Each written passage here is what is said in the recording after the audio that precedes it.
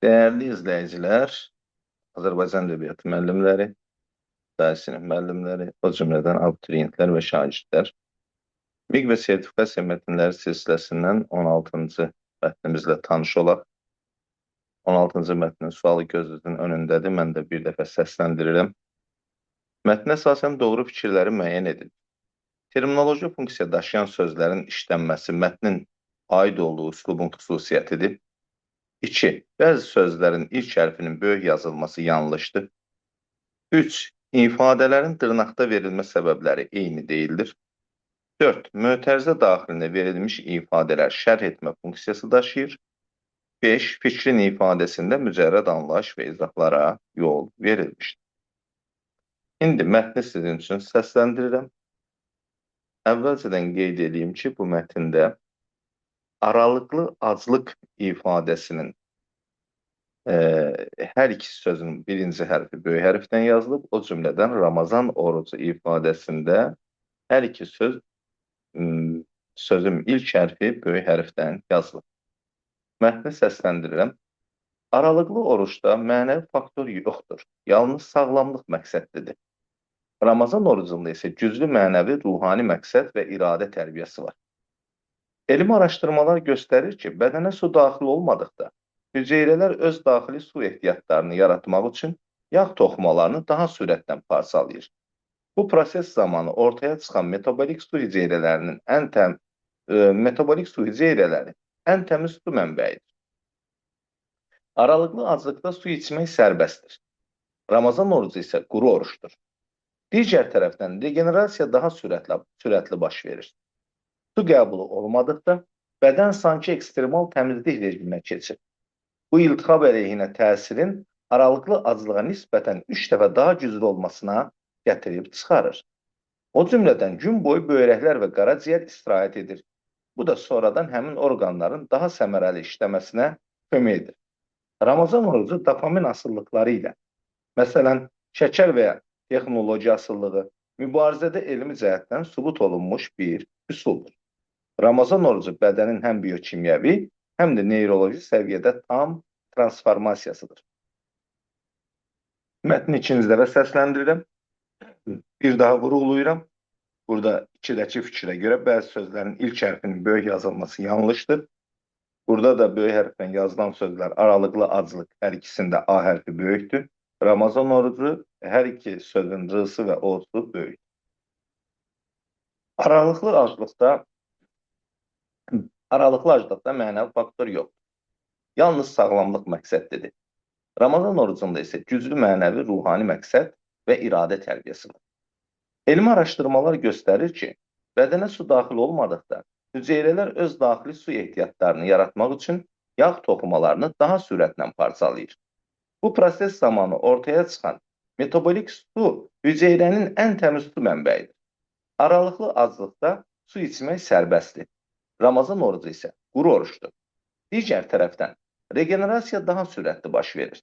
Su qəbulu olmadıqda bədən sanki ekstremal təmizlik rejiminə keçir. Bu, iltihab əleyhinə təsirin aralıqlı aclığa nisbətən 3 dəfə daha güclü olmasına gətirib çıxarır. O cümlədən gün boyu böyrəklər və qaraciyər istirahət edir. Bu da sonradan həmin orqanların daha səmərəli işləməsinə kömək edir. Ramazan orucu dopamin asıllıqları ilə, məsələn, şəkər və ya texnologiya asıllığı, mübarizədə elmi cəhətdən sübut olunmuş bir üsuldur.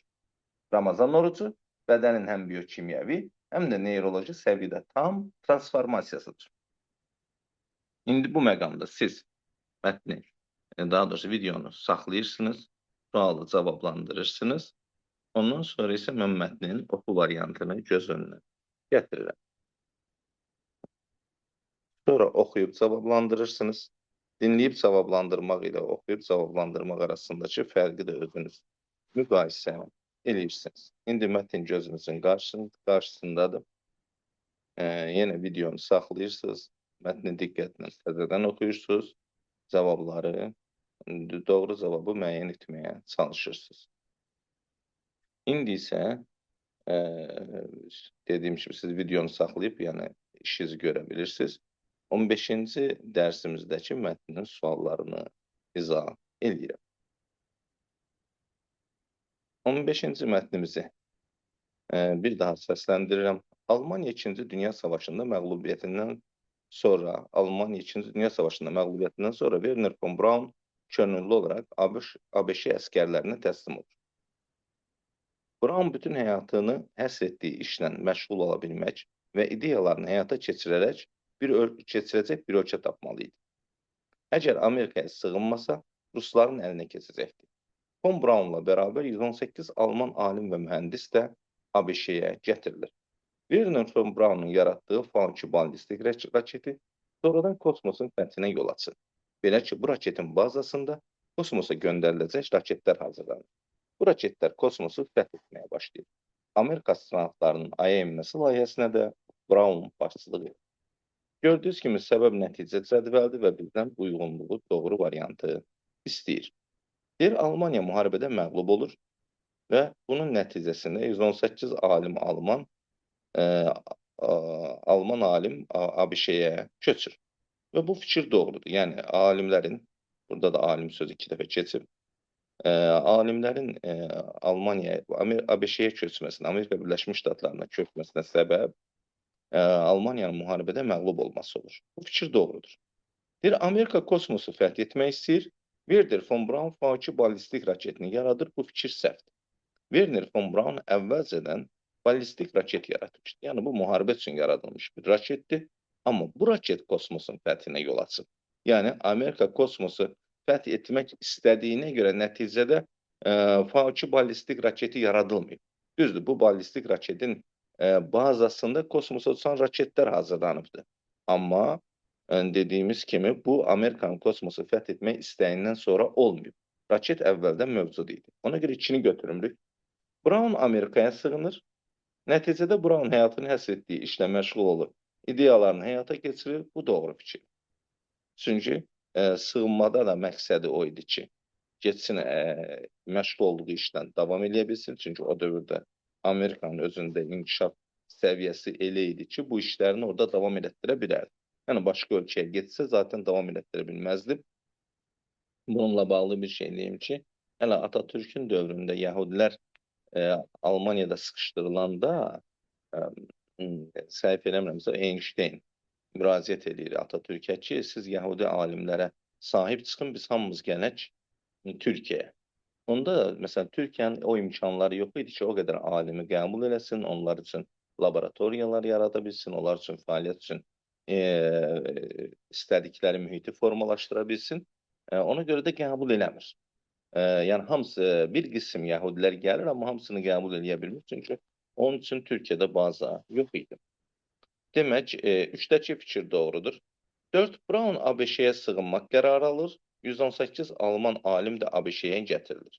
Aha, bu fikir səhvdir. Düzdür, mətndə yazılıb ki, von Braunla bərabər daha 118 alim, mühəndis ABŞ-yə gətirilir. Amma onlar von Braunun seçiminə görə ABŞ-yə getmirlər.